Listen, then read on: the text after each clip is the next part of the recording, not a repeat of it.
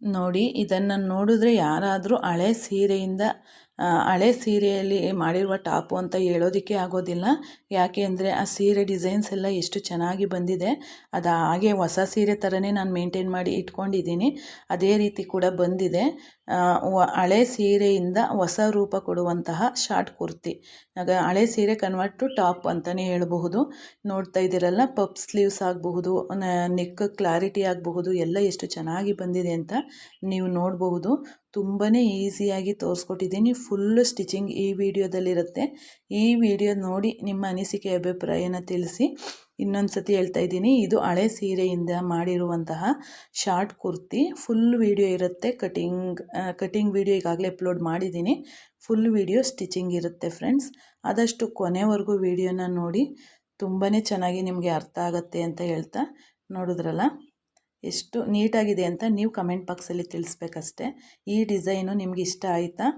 ಹಳೆ ಸೀರೆಯಿಂದ ಈ ರೀತಿ ಮಾಡೋದು ಎಷ್ಟು ಉಪಯೋಗ ಆಗುತ್ತೆ ಅನ್ನೋದನ್ನು ನೀವು ನೋಡಿ. ಕಟ್ ವರ್ಕ್ ಎಲ್ಲ ಬಂದಿದೆ. ಇದು ಯಾರು ಹೇಳಲ್ಲ ಇದು ಹಳೆ ಸೀರೆದು ಅಂತೇಳಿ. ವೇರ್ ಮಾಡಿದಾಗ ಜೀನ್ಸ್ ಮೇಲೆ ಹಾಕುವಂಥ ಟಾಪ್ ಇದು.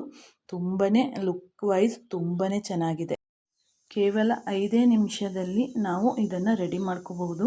ವಿತೌಟ್ ಲೈನಿಂಗ್ ಇಲ್ಲದೇ ಇರೋ ರೀತಿ ನಾನು ಬೋಟ್ ನೆಕ್ ಡಿಸೈನನ್ನು ಯಾವ ರೀತಿ ಫಿನಿಶಿಂಗ್ ಮಾಡ್ತೀನಿ ಅನ್ನೋದ್ರ ಜೊತೆಗೆ ಶಾರ್ಟ್ ಕುರ್ತಿ ಫುಲ್ ವಿಡಿಯೋ ಈ ವಿಡಿಯೋದಲ್ಲಿರುತ್ತೆ. ಈಗ 1 ಇಂಚು ನಾನು ಬಟ್ಟೆಯನ್ನು ತಗೊಂಡು ಒಂದು ಸೈಡೆಲ್ಲ ಸ್ಟಿಚ್ ಮಾಡ್ಕೊಂಡಿದ್ದೀನಿ. ಸ್ಟಿಚ್ ಮಾಡಿಕೊಂಡು ನಾನು ಸ್ಕ್ವೇರ್ ನೆಕ್ ಏನಿದೆಯಲ್ಲ ಅದಕ್ಕೆ ಸೈಡಿಂದ 1/2 ಇಂಚು ಬಿಟ್ಟು ಹೊಲ್ಕೋತಾ ಇದ್ದೀನಿ. ನೀವು ನೋಡ್ತಾ ಇರ್ಬೋದು. ಏನು ಕರುಗಳಿದೆಯಲ್ಲ ಮೂಲೆಗಳು, ಆ ಮೂಲೆಗಳಲ್ಲಿ ನಾವು ಅದಕ್ಕೆ ಫ್ರಿಲ್ಸ್ ಕೊಡಬೇಕಾಗುತ್ತೆ. ಅಂದರೆ ಒಂದು ನೆರಿಗೆಯನ್ನು ಕೊಡಬೇಕಾಗತ್ತೆ. ಅಲ್ಲಿ ಆ ನೆರಿಗೆ ಕೊಡುವಾಗ ನೋಡಿಕೊಂಡು ಕೊಡಬೇಕು.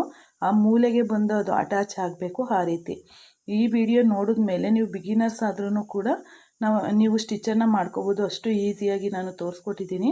ವಿತ್ ಲೈನಿಂಗ್ ಜೊತೆಲೇ ನಾವು ಫಿನಿಶಿಂಗ್ ಕೊಡೋದನ್ನು ಮುಂದಿನ ವೀಡಿಯೋಸಲ್ಲಿ ತೋರಿಸ್ತಾ ಇದ್ದೀನಿ. ಯಾವುದೇ ಕ್ಯಾನ್ವಸನ್ನು ಯೂಸ್ ಮಾಡಿಲ್ಲ, ಆದ್ರೂ ಫಿನಿಶಿಂಗ್ ನೀಟಾಗಿ ಬರುತ್ತೆ. ಯಾವ ರೀತಿ ಅಂತ ನೋಡಿ. ಈಗ ಆ ಮೂಲೆ ಈ ಮೂಲೆಯಲ್ಲಿ ಒಂದು ನ್ಯಾಚನ್ನು ಮಾಡ್ಕೋಬೇಕು. ಯಾಕೆ ಅಂದರೆ ಫೋಲ್ಡಿಂಗ್ ನೀಟಾಗಿ ಬರಲಿ ಅಂತೇಳಿ. ಎಷ್ಟು ನೀಟಾಗಿ ಬರುತ್ತೆ ಇದು. ಯಾವುದೋ ಕ್ಯಾನ್ವಾಸ್ ಹಾಕಿಲ್ಲ ನಾವು, ಇದು ನೀಟಾಗಿ ಬರಲ್ಲ ಅನ್ನುವಂಥದ್ದೇನೇ ಇರೋದಿಲ್ಲ. ಈಗ ನೋಡಿ, ಇದ್ರ ಕೂಳೆ ಮೇಲೆ ಒಂದು ಹೊಲಿಗೆಯನ್ನು ಹಾಕೋತೀನಿ. ಕೂಳೆ ಮೇಲೆ ಹೊಲಿಗೆಯನ್ನು ಹಾಕೋ ಉದ್ದೇಶ ಏನಂದರೆ ನಾವು ಫೋಲ್ಡಿಂಗ್ ಮಾಡುವಾಗ ಅದು ನೀಟಾಗಿ ಫೋಲ್ಡ್ ಆಗುತ್ತೆ. ಜೊತೆಗೆ ಮೂಲೆಯಲ್ಲಿ ಬರುವಂಥ ಏನು ಡಿಸೈನ್ ಇದೆಯಲ್ಲ, ಆ ಡಿಸೈನ್ ಪರ್ಫೆಕ್ಟಾಗಿ ಮೂಲೆಯಲ್ಲಿ ಕರೆಕ್ಟಾಗಿ ಮೂಲೆ ನೀಟಾಗಿ ಬರಬೇಕು. ಅದಕ್ಕಾಗಿ ಈ ರೀತಿ ಕೂಳೆ ಮೇಲೆ ಒಂದು ಹೊಲಿಗೆಯನ್ನು ಹಾಕುವಂಥದ್ದು. ಫಸ್ಟು ಈ ಹೊಲಿಗೆಯನ್ನು ಹಾಕೊಂಡ್ಬಿಟ್ರೆ ನೆಕ್ಸ್ಟ್ ಸ್ಟಿಚ್ಚಲ್ಲಿ ನಮಗೆ ಕಷ್ಟ ಅನಿಸೋದಿಲ್ಲ. ಹಾಗಾಗಿ ಈ ಒಂದು ಟಿಪ್ಸನ್ನು ನೀವು ತಿಳ್ಕೊಂಡ್ರೆ ಯಾವುದೇ ಕ್ಯಾನ್ವಾಸ್ ಇಲ್ಲದೇ ಇದ್ರೂ ನೀವು ಫಿನಿಶಿಂಗನ್ನು ನೀಟಾಗಿ ಕೊಡಬಹುದು. ಈಗ ಎಲ್ಲ ಡ್ರೆಸ್ಗಳಿಗೂ ಲೈನಿಂಗನ್ನು ಹಾಕ್ಸೋದಿಲ್ಲ. ಅಂಥ ಟೈಮಲ್ಲಿ ನಿಮಗೆ ಕಷ್ಟ ಆಗಬಾರ್ದು ಅಂತೇಳಿ ಈ ವಿಡಿಯೋನ ನಿಮಗೆ ತೋರಿಸ್ತಿದ್ದೀನಿ. ವಿತ್ ಲೈನಿಂಗ್ ಇದ್ದರೆ ಈಸಿಯಾಗಿ ಮಾಡ್ಕೊಂಡು ಹೋಗ್ಬಿಡ್ತೀರಾ. ವಿತೌಟ್ ಲೈನಿಂಗ್ ಆಗ್ತಾ ಇರುವಾಗ ನಾವು ಫೈನಲ್ ಫಿನಿಶಿಂಗನ್ನು ನೆಕ್ಕಲ್ಲಿ ಹೇಗೆ ಕೊಡೋದು ಅನ್ನೋದನ್ನು ನೋಡಿ. ಈಗ ನೋಡುತ್ತಾ ಇರ್ಬೋದು, ಫೋಲ್ಡಿಂಗ್ ಮಾಡಿ ಒಂದು ಸ್ಟಿಚ್ಚನ್ನು ಹಾಕೋತಾ ಇದ್ದೀನಿ. ಈಗ ನೋಡಿ, ತುಂಬಾ ಈಸಿಯಾಗಿ ಹೋಗ್ಬಿಡುತ್ತೆ. ಮೂಲೆ ನೀವು ಒಬ್ಸರ್ವ್ ಮಾಡಬಹುದು ಎಷ್ಟು ನೀಟಾಗಿ ಮೂಲೆ ಬಂದಿದೆ ಅನ್ನೋದನ್ನು ನೀವು ನೋಡಿ.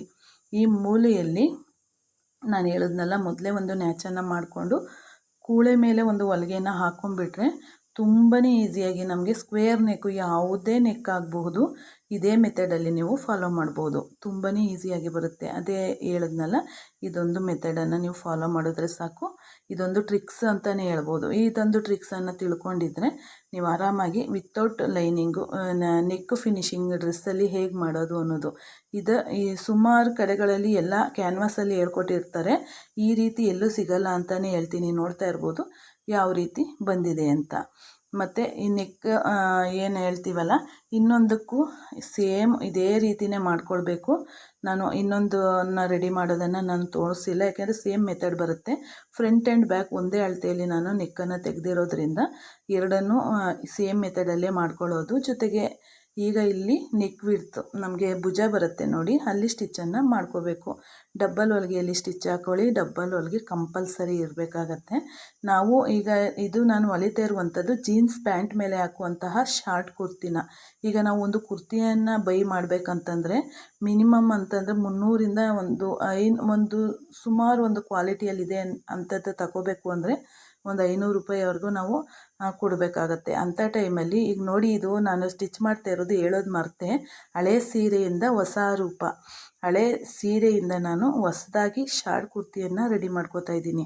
ಅದರಲ್ಲಿ 2 ಬೆನಿಫಿಟ್ ಆಯಿತು. ಈಗ ನಾವು ಉಡೋದಿಲ್ಲ ಅನ್ನುವಂಥ ಸೀರೆಯನ್ನು ನಾವು ಈಗ ಈ ರೀತಿ ನಾವು ಕನ್ವರ್ಟನ್ನು ಮಾಡ್ಕೋಬಹುದು. ನೀವು ನೋಡ್ತಾ ಇದ್ದೀರಾ, ಈಗ ಫ್ರಿಲ್ಸನ್ನು ಕೊಡ್ತಿದ್ದೀನಿ. ಇಲ್ಲಿ ನೀವು ಕೇಳಬಹುದು, ನಾವು ಫ್ರಿಲ್ಸನ್ನು ಅಲ್ಲೇ ರೆಡಿ ಮಾಡ್ಕೋಬಹುದಲ್ವಾ ಅಂತ. ಅಲ್ಲೇ ರೆಡಿ ಮಾಡಿಕೊಂಡ್ರೆ ಈ ಈ ಫ್ರಿಲ್ಸ್, ಈ ಪಫ್ ಸ್ಲೀವ್ಸ್ ಏನಿದೆಯಲ್ಲ, ಇದ್ರ ಫಿನಿಶಿಂಗು ಅದು ಬರೋದಿಲ್ಲ. ಅದೆಲ್ಲ ಫುಲ್ಲು ನಾವೇನು ಬ್ಲೌಸನ್ನು ವೇರ್ ಮಾಡ್ತೀವಲ್ಲ, ಮಾಮೂಲಿ ಸ್ಲೀವ್ಸನ್ನು, ಆ ರೀತಿ ಬಂದ್ಬಿಡುತ್ತೆ. ಈ ರೀತಿ ಇದು ಯಾವ ರೀತಿ ಅಂತಂದರೆ, ಬಲ್ಪ್ ರೀತಿ ನಮಗೆ ಪಫ್ ಬೇಕಂತಂದರೆ ನಾವು ಇದೇ ರೀತಿಯೇ ನಾವು ಫ್ರಿಲ್ಸನ್ನು ಒಂದು ಕಡೆ ರೆಡಿ ಮಾಡಿಕೊಂಡು ನಾವು ಸ್ಲೀವ್ಸ್ಗೆ ಅಟ್ಯಾಚ್ ಮಾಡುವಾಗ ಫ್ರಿಲ್ಸನ್ನು ಕೊಟ್ಕೋಬೇಕಾಗುತ್ತೆ. ಇದೊಂದು ಟಿಪ್ಸನ್ನು ತಿಳ್ಕೊಳ್ಳಿ. ನಾವು ರೆಡಿ ಫುಲ್ಲು ಮೇಲೆ ಕೆಳಗೆಲ್ಲ ಫ್ರಿಲ್ಸ್ಗೆ ಸ್ಟಿಚ್ ಮಾಡ್ಕೊಂಡ್ಬಿಟ್ರೆ ಏನಾಗುತ್ತೆ, ಅದು ನಾವು ಫ್ರಿಲ್ಸ್ಗಳು ಈ ರೀತಿ ಬಲ್ಪ್ ಸ್ಟೈಲಲ್ಲಿ ಬರೋದಿಲ್ಲ. ಇದನ್ನು ಕೊನೆಯಲ್ಲಿ ನಾನು ತೋರಿಸ್ತೀನಿ, ಇದು ಯಾವ ರೀತಿ ಬಲ್ಪ್ ಶೇಪಲ್ಲಿ ಒಂಥರ ದಪ್ಪನಾಗಿ ತುಂಬಾ ಚೆನ್ನಾಗಿ ಬರುತ್ತೆ ಸ್ಲೀವ್ಸು. ಹಾಗಾಗಿ ಇದನ್ನು ನೆರಿಗೆನ ನಾವು ಸ್ಲೀವ್ಸ್ ಅಟ್ಯಾಚ್ ಮಾಡುವಾಗಲೇ ಕೊಡಬೇಕಾಗತ್ತೆ. ಹಾಗಾಗಿ ನಾನು ಈಗ ಕೊಡ್ತಾಯಿದ್ದೀನಿ. ಈ ಸ್ಲೀವ್ಸನ್ನು ಹೇಗೆ ರೆಡಿ ಮಾಡಿಕೊಂಡೆ ಅಂತಲೂ ನಾನು ನನ್ನ ನಿನ್ನೆ ವಿಡಿಯೋದಲ್ಲಿ ಅಪ್ಲೋಡ್ ಮಾಡಿದ್ದೀನಿ, ಚೆಕ್ ಮಾಡಿ. ತುಂಬಾ ಈಸಿಯ ಮೆಥಡಲ್ಲಿ ತೋರಿಸ್ಕೊಟ್ಟಿದ್ದೀನಿ ಫ್ರೆಂಡ್ಸ್. ಆದಷ್ಟು ಅದನ್ನು ಚೆಕ್ ಮಾಡಿ ನೀವು ಅದನ್ನು ಕಲಿತ್ಕೊಳ್ಳಿ. ತುಂಬಾ ಈಸಿಯಾಗಿದೆ. ಮತ್ತು ಇದ್ರ ಕಟಿಂಗ್ ಬೇಕು ಅಂತಂದರೂ ಇದ್ರ ಮೊನ್ನೆ ವಿಡಿಯೋದಲ್ಲಿ ನಾನು ಅಪ್ಲೋಡ್ ಮಾಡಿದ್ದೀನಿ, ನೀವು ಅದನ್ನು ನೋಡ್ಕೋಬಹುದು. ತುಂಬಾ ಈಸಿ ಮೆಥಡಲ್ಲಿ ಹೇಳ್ಕೊಟ್ಟಿದ್ದೀನಿ. ಫುಲ್ ಕಟಿಂಗ್ ಇದೆ. ಈಗ ಇದಿಷ್ಟನ್ನು ಫ್ರಿಲ್ ಕೊಟ್ಟು ಆದ ನಂತರ ನಾವು 2 ಹೊಲಿಗೆ, ಸ್ಲೀವ್ಸ್ಗೂ ಅಷ್ಟೇ ಕಂಪಲ್ಸರಿ 2 ಹೊಲಿಗೆ ಹಾಕೋಬೇಕಾಗತ್ತೆ. ತುಂಬಾ ನೀಟಾಗಿ ಬರುತ್ತೆ. ನೋಡಿ, ಕರೆಕ್ಟಾಗಿ ನೋಡಿಕೊಂಡು ಕೆಳಗಡೆ ಎಷ್ಟು ಫ್ರಿಲ್ಸ್ ಇದೆ ಮೇಲ್ಗಡೆನೂ ಅಷ್ಟೇ. ಮತ್ತು ಇನ್ನೊಂದು ಏನು ತಪ್ಪು ಮಾಡ್ತೀರಾ ನೀವು, ಮಾಡೋ ತಪ್ಪು ಏನಂತಂದರೆ, ಈಗ ಫ್ರಿಲ್ಸ್ ಕೊಡ್ತಾಯಿದ್ದೀವಿ ಅಂತ ಸಿಕ್ಕಾಪಟ್ಟೆ ಫ್ರಿಲ್ಸ್ ಕೊಡೋ ಹಾಗಿಲ್ಲ. ನೋಡ್ಕೋಬೇಕು, ಮಧ್ಯೆ ನಾವು ಏನು ಅಟ್ಯಾಚ್ ಮಾಡಿರ್ತೀವಲ್ಲ ಸ್ಲೀವ್ಸನ್ನು ಭುಜದ ಹತ್ರ, ಅಲ್ಲಿಗೆ ಸೆಂಟರ್ ಪಾಯಿಂಟಾಗಿ ಬರಬೇಕು. ಇಲ್ಲಿ ನೋಡಿ, ಕರೆಕ್ಟಾಗಿ ಬಂದಿದೆ, ನೀವು ನೋಡ್ಬೋದು. ಆ ಕಡೆ ಎಷ್ಟು ಬಂದಿದೆಯೋ ಫ್ರಿಲ್ಸು, ಈ ಕಡೆನೂ ಅಷ್ಟೇ ಬರಬೇಕಾಗತ್ತೆ. ಇಲ್ಲಾಂದರೆ ನೀವು ಮಾಡೋ ತಪ್ಪೇನೆಂದರೆ, ಇಲ್ಲಾಂದರೆ ಜಾಸ್ತಿ ಮುಂದೆ ಆಗಿಬಿಡ್ಬೋದು, ಅಥವಾ ಅಕಸ್ಮಾತ್ ಜಾಸ್ತಿ ಹಿಂದೆ ಆಗಿಬಿಡ್ಬೋದು. ಆ ರೀತಿ ಆಗಿಬಿಡತ್ತೆ. ಈಗ ನೋಡಿ, ನಾನು ಇದಕ್ಕೆ ಈಗ ನೀವು ನೋಡ್ತಾ ಇರುವಂಥದ್ದು ಏನಂದರೆ, ಹಿಂದೆ ನಾವು ಕಟ್ಟೋದನ್ನು ಕೊಡ್ತಾಯಿದ್ದೀನಿ ಬ್ಯಾಕಲ್ಲಿ. ಅದಕ್ಕೆ ನಾನು ಮೇಲ್ಗಡೆಯಿಂದ ನೆಕ್ಕಿಂದ ಕೆಳಗಡೆಗೆ ಒಂದು 4.5 ಇಂಚನ್ನು ತಗೊಂಡೆ. ಅಲ್ಲಿಂದ 2 ಇಂಚ್ ಗ್ಯಾಪಲ್ಲಿ ಒಂದೊಂದು ಇದನ್ನು ಕೊಡ್ತಾಯಿದ್ದೀನಿ. ಕಾಜಾ ರೀತಿ ನಾನು ಪಟ್ಟಿಯನ್ನು ಮಾಡಿ ಕೊಡ್ತಿದ್ದೀನಿ. 2 ಸೈಡು ಸೇಮ್ ಅಳತೆಯಲ್ಲಿ ನಾನು ಇದನ್ನು ಮಾಡ್ಕೋತೀನಿ. ಇದನ್ನು ನಾವು ಹಿಂದೆ ಕಟ್ಟಿದಾಗ ನಮಗೆ ಫಿಟ್ಟಿಂಗು ಎಷ್ಟು ಚೆನ್ನಾಗಿ ಬರುತ್ತೆ, ಡಿಸೈನ್ ಆಗಿ ಬರುತ್ತೆ ಫ್ರೆಂಡ್ಸ್. ಇದನ್ನು ನೋಡ್ಕೊಳ್ಳಿ. ನಾನು ಒಂದೇ ವಿಡಿಯೋದಲ್ಲಿ ಇದೆಲ್ಲ ತೋರಿಸ್ಕೊಡ್ತಿದ್ದೀನಿ. ಇದು ಯಾವುದೇ ರೆಡಿಮೇಡ್ ಡ್ರೆಸ್ಗಿಂತನೂ ಏನೂ ಕಡಿಮೆ ಬರೋದಿಲ್ಲ, ಅಷ್ಟು ನೀಟಾಗಿ ಬರುತ್ತೆ. ನಾವೇ ಸ್ಟಿಚ್ ಮಾಡಿಕೊಂಡು ಹಾಕೋವಾಗ, ಈಗ ಈ ಸೀರೆಗೆ ನಾನು 500 ರೂಪಾಯಿ ಸ್ಪೆಂಡ್ ಮಾಡಿದ್ದೀನಿ. ಇದನ್ನು ನಾನು ಎಷ್ಟೊಂದು ಸತಿ ಉಟ್ಟು ಎಲ್ಲ ಆದ ನಂತರ ಇದು ಸುಮ್ಮನೆ ಇಟ್ಬಿಟ್ಟಿದ್ದಂಥ ಸೀರೆ ಚೆನ್ನಾಗಿದೆ, ಆದರೆ ಆ ಫ್ಯಾಷನ್ ಹೋಗಿದೆ ಅಂತೇಳಿ ಆ ಸೀರೆನ ಹಾಗೆ ಇಟ್ಟಿದ್ದೆ. ಈಗ ಅದನ್ನು ನನ್ನ ಮಗಳಿಗೆ ಅಂತ ನಾನು ಜೀನ್ಸ್ ಮೇಲೆ ಟಾಪಾಗಿ ನಾನು ಕನ್ವರ್ಟ್ ಮಾಡ್ತಿದ್ದೀನಿ. ಅಲ್ಲಿಗೆ ಎಷ್ಟು ನೋಡಿ, ಒಂದು ಇನ್ವೆಸ್ಟ್ಮೆಂಟು 2 ಲಾಭ. ಇದನ್ನು ಒಂದೇ ಅಲ್ಲ, ಇನ್ನೂ 3 ಅದು ಕಡಿಮೆ ಅಳತೆ ಆಗಿರೋದ್ರಿಂದ ಇನ್ನೂ ಒಂದು 3 ಟಾಪ್ ಆದರೂ ಆಗುತ್ತೆ. ಅದು ಶಾರ್ಟ್ ಕುರ್ತಿ ಆಗಿರೋದ್ರಿಂದ ನಾನು ತೋರಿಸ್ಕೊಡ್ತೀನಿ ಯಾವೆಲ್ಲ ಡಿಸೈನೆಲ್ಲ.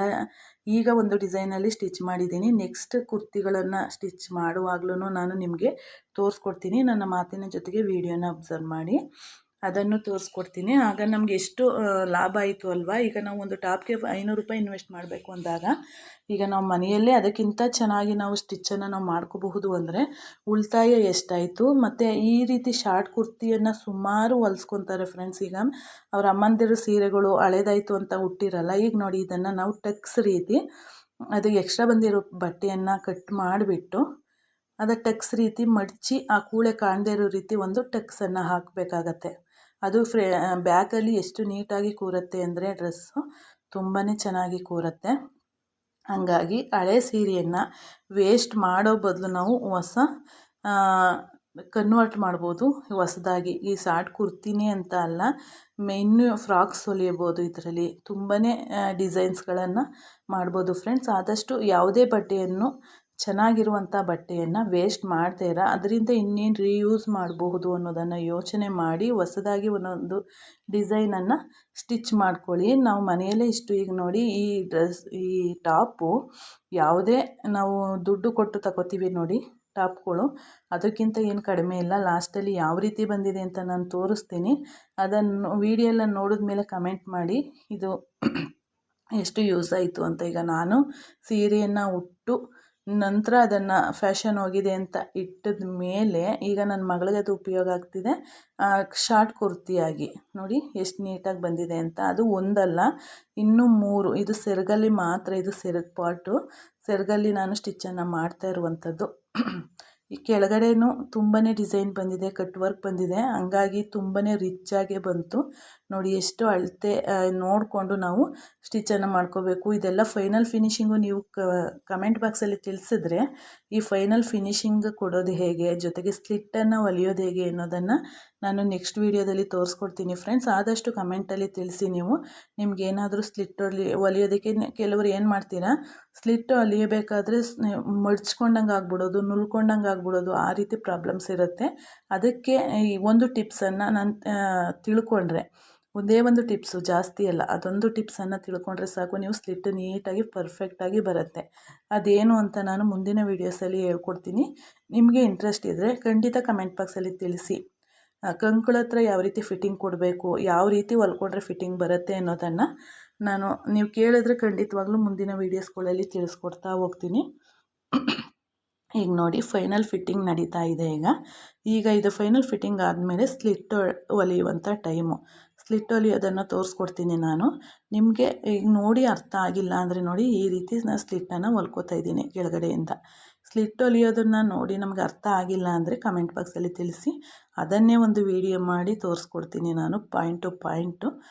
ಯಾವ ರೀತಿ ಸ್ಲಿಟ್ ಹೊಲಿಯಿದ್ರೆ ನಿಮಗೆ ನುಲ್ಕೊಳ್ದೇ ಇರೋ ರೀತಿ ನೀಟಾಗಿ ಬರೋದು ಹೇಗೆ ಅಂತ ಹೇಳಿ. ಅರ್ಥ ಆದರೆ ಪರವಾಗಿಲ್ಲ, ಅರ್ಥ ಆಗಿಲ್ಲ ಅಂದರೆ ಖಂಡಿತವಾಗ್ಲೂ ಕಮೆಂಟ್ ಬಾಕ್ಸಲ್ಲಿ ತಿಳಿಸಿ ಆಯಿತಾ. ಈಗ ನೋಡಿ ಎರಡೂ ಕಡೆಯೂ ಸೇಮ್ ಸ್ಲಿಟ್ಟನ್ನು ಸ್ಟಿಚ್ ಮಾಡ್ಕೊಳ್ಳೋದು. ಇಲ್ಲಿಗೆ ಡ್ರೆಸ್ ಹೊಲ್ದದ್ದು ಕಂಪ್ಲೀಟ್ ಆಗಿದೆ. ಈಗ ನಾವು ಇನ್ನೊಂದು ನೆಕ್ಸ್ಟ್ ಏನು ಕೆಲಸ ಮಾಡಬೇಕಪ್ಪ ಅಂದರೆ, ಹಿಂದೆ ಕಟ್ಟೋದಕ್ಕೆ ರೆಡಿ ಮಾಡಿದ್ದೀನಲ್ಲ ಅಲ್ಲಿಗೆ ಒಂದು ಥ್ರೆಡ್ ರೆಡಿ ಮಾಡ್ಕೋತೀವಿ ನೋಡಿ ನಾವು. ಪೈಪಿಂಗಲ್ಲ, ಮಾಮೂಲಿ ಹಿಂದೆ ಡೋರಿ ಹೊಲಿಯೋದಕ್ಕೆ ಥ್ರೆಡ್ಡನ್ನು ರೆಡಿ ಮಾಡ್ಕೋತೀವಲ್ಲ ಆ ರೀತಿ ಒಂದು ಕಟ್ ಮಾಡಿಕೊಂಡು ನಾನು ರೆಡಿ ಮಾಡಿ ಇಟ್ಕೊಂಡಿದ್ದೀನಿ ಈಗಾಗಲೇ. ಅದನ್ನು ನಾನು ತೋರಿಸ್ಕೊಡ್ತೀನಿ. ಅದನ್ನು ನಾವು ಸೇರಿಸಿ ಅದಕ್ಕೆ ರೆಡಿ ಮಾಡಿಕೊಂಡ್ರೆ ನಮಗೆ ಇದು ರೆಡಿ ಆಗುತ್ತೆ. ಹಾಗಾಗಿ ನಾವು ಹಳೆಯ ಸೀರೆಯಿಂದ ಹೊಸ ಉಪಯೋಗನ ಹೇಗೆ ಪಡ್ಕೋಬಹುದು ಅನ್ನೋದನ್ನು ಈ ವಿಡಿಯೋದಲ್ಲಿ ನೀವು ತಿಳ್ಕೊಂಡಿದ್ದೀರಾ ಅಂತ ನಾನು ಅಂದ್ಕೊಂಡಿದ್ದೀನಿ. ಆದಷ್ಟು ವಿಡಿಯೋನ ಕೊನೆವರೆಗೂ ನೋಡಬೇಕು ನೀವು. ಯಾವಾಗಲೂ ಅಷ್ಟೇ ಕೊನೆವರೆಗೂ ನೋಡಿದ್ರೆ ಒಂದು ಉಪಯುಕ್ತ ಮಾಹಿತಿ ನಿಮಗೆ ಸಿಗ್ತಾ ಹೋಗುತ್ತೆ. ನಾವು ಸ್ಟಿಚ್ ಮಾಡುವಾಗ ಏನೆಲ್ಲ ಐಡಿಯಾಸ್ ಬರುತ್ತೆ ಅವೆಲ್ಲನೂ ಹೇಳ್ತಾ ಹೋಗಿರ್ತೀವಿ. ಹಾಗಾಗಿ ನೀವು ಕೊನೆವರೆಗೂ ವಿಡಿಯೋನ ನೋಡೋದ್ರಿಂದ ನಿಮಗೆ ತುಂಬಾ ಹೆಲ್ಪ್ ಆಗುತ್ತೆ. ವೀಡಿಯೋಸನ್ನು ಕೊನೆವರೆಗೂ ನೋಡಿ, ಆದಷ್ಟು ಕೊನೆವರೆಗೂ ನೋಡಿ ಮತ್ತು ಅದನ್ನು ನೀವು ಟ್ರೈ ಮಾಡಿ. ಈಗ ನಿಮಗೆ ಕಟಿಂಗ್ ಬರುತ್ತೆ, ಸ್ಟಿಚಿಂಗ್ ಬರೋದಿಲ್ಲ ಅನ್ನುವಂಥವ್ರಾಗ್ಬೋದು, ಅಥವಾ ಬರೀ ಸ್ಟಿಚಿಂಗ್ ಬರುತ್ತೆ ಕಟಿಂಗ್ ಬರೋದಿಲ್ಲ ಅನ್ನುವಂಥವ್ರಾದರೂ ಹಳೆ ಸೀರೆಯಿಂದ ಈ ರೀತಿ ಟ್ರಯಲನ್ನು ಖಂಡಿತವಾಗ್ಲೂ ಮಾಡಬಹುದು. ಯಾಕೆ ಅಂದರೆ ಹಳೆ ಸೀರೆ ಆಗಿರೋದ್ರಿಂದ ನಿಮಗೇನು ಅದು ಹೆಚ್ಚು ಕಡಿಮೆ ಆದ್ರೂ ನಿಮಗೆ ಯಾವುದೇ ಲಾಸ್ ಇಲ್ಲ. ಹೊಸ ಬಟ್ಟೆಯನ್ನು ನೀವು ಉಪಯೋಗಿಸ್ಬೇಡಿ. ಫಸ್ಟು ನೀವು ಒಂದು ಹಳೆ ಸೀರೆಯಿಂದನೇ ಶುರು ಮಾಡ್ಕೋಬೇಕಾಗತ್ತೆ. ಈಗ ನೋಡಿ ಹಳೆ ಸೀರೆ ಅಂತಂದರೆ ಇದೇನು ಹರಿದೋಗಿರುವಂಥದ್ದಲ್ಲ, ಮಾಮೂಲಿ ನಾವು ಯೂಸ್ ಮಾಡಿ ಅದು ಡಿಸೈನ್ ಹೋಗಿದೆ ಅಂತ ಇಟ್ಟಿರೋದು ಅಷ್ಟೇ. ಆಗೆಲ್ಲ ಒಂದು ಎಷ್ಟು ಹಾಕಿದ್ರು ಒಂದು 7-8 ಸತಿ ಹಾಕಿರ್ಬೋದು ಅಷ್ಟೇ. ಅದು ಡಿಸೈನು ಹಳೇದಾಯಿತು ಅಂತೇಳಿ ಇಟ್ಟಿರೋದ್ರಿಂದ ಈಗ ನೋಡಿ ಹೊಸ ಥರವಾಗಿ ಹೊಸ ರೂಪ ಪಡ್ಕೊಂಡಿದೆ. ಹಳೆ ಸೀರೆ ಕನ್ವರ್ಟ್ ಆಗಿ ಈಗ ಹೊಸ ರೂಪದಲ್ಲಿ ನೋಡಿ ಎಷ್ಟು ರಿಚ್ಚಾಗಿ ಬರ್ತಿದೆ, ಕಾಣ್ತಿದೆ ಅಂತ ನೀವೇ ನೋಡಬಹುದು. ಅದು ಶಾರ್ಟ್ ಕುರ್ತಿಯನ್ನು ಮಾಡಿದ್ದೀನಿ. ಈಗ ನೋಡಿ ನಾನು ದಾರನ ರೆಡಿ ಮಾಡ್ಕೊಂಡಿದ್ದೀನಿ. ಜಿಗ್ಜಾಗ್ ರೂಪದಲ್ಲಿ ನಾವು ಜಿಗ್ಜಾಗ್ ಬರುತ್ತೆ ನೋಡಿ, ಆ ರೂಪದಲ್ಲಿ ನಾವು ಈ ಥ್ರೆಡ್ಡನ್ನು ಆ ದಾರ ಏನು ಮಾಡಿದ್ದೀವಲ್ಲ ಆ ದಾರದೊಳಗಡೆಯಿಂದ ತಗೋಬೇಕಾಗತ್ತೆ. ನೋಡಿ ಈ ರೀತಿ ಒಂದು ಮೇಲೆ ಒಂದು ಕೆಳಗೆ, ಒಂದು ಮೇಲೆ ಒಂದು ಕೆಳಗೆ ಮಾಡಿ ಅದು ಡಿಸೈನಾಗಿ ಕಾಣಿಸುತ್ತೆ. ನಿಮಗೆ ಅಬ್ಸರ್ವ್ ಮಾಡಿ ಈ ರೀತಿ ಒಂದು ಈ ಕಡೆ ಬರಬೇಕು ನೋಡಿ. ಸೇಮ್ ಜಿಗ್ಜಾಗ್ ಸ್ಟೈಲಲ್ಲಿ ನಾವು ಇದನ್ನು ಹಾಕ್ಕೊಂಡ್ರೆ ಆಯಿತು. ಈಗ ಈ ವಿಡಿಯೋ ನೋಡಿ ನಿಮ್ಮ ಅನಿಸಿಕೆ ಅಭಿಪ್ರಾಯನ ಕಮೆಂಟ್ ಬಾಕ್ಸಲ್ಲಿ ಖಂಡಿತವಾಗ್ಲೂ ತಿಳಿಸಿ. ಈ ವಿಡಿಯೋ ನೋಡಿ ನಿಮ್ಗೆ ಏನು ಅನ್ನಿಸ್ತು, ಜೊತೆಗೆ ಇದರಿಂದ ಎಲ್ಪ್ ಆಗುತ್ತೆ ಅಲ್ವಾ, ಇದನ್ನು ಖಂಡಿತವಾಗ್ಲೂ ಕಮೆಂಟ್ ಬಾಕ್ಸಲ್ಲಿ ತಿಳಿಸಿ. ನಿಮಗೇನಾದರೂ ಡೌಟ್ಸ್ ಇದ್ದರೂ ಕೂಡ ಕಮೆಂಟ್ ಬಾಕ್ಸಲ್ಲಿ ಕೇಳಬಹುದು.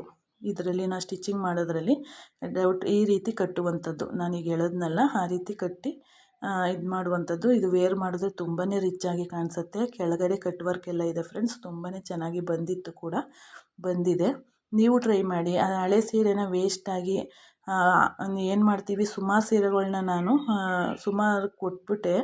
ಈಗ ಅನ್ನಿಸ್ತಿದೆ, ನಾನು ಹಾಗೆಲ್ಲ ನನ್ನ ಮಗಳಿಗೆ ನೈಟ್ ಡ್ರೆಸ್ಗಳಾಗ್ಬೋದು ಅವೆಲ್ಲನೂ ಹೊಲಿತಿದ್ದೆ. ಈಗ ನೋಡಿದ್ರಲ್ವ, ತುಂಬಾ ಚೆನ್ನಾಗಿ ಬಂದಿದೆ.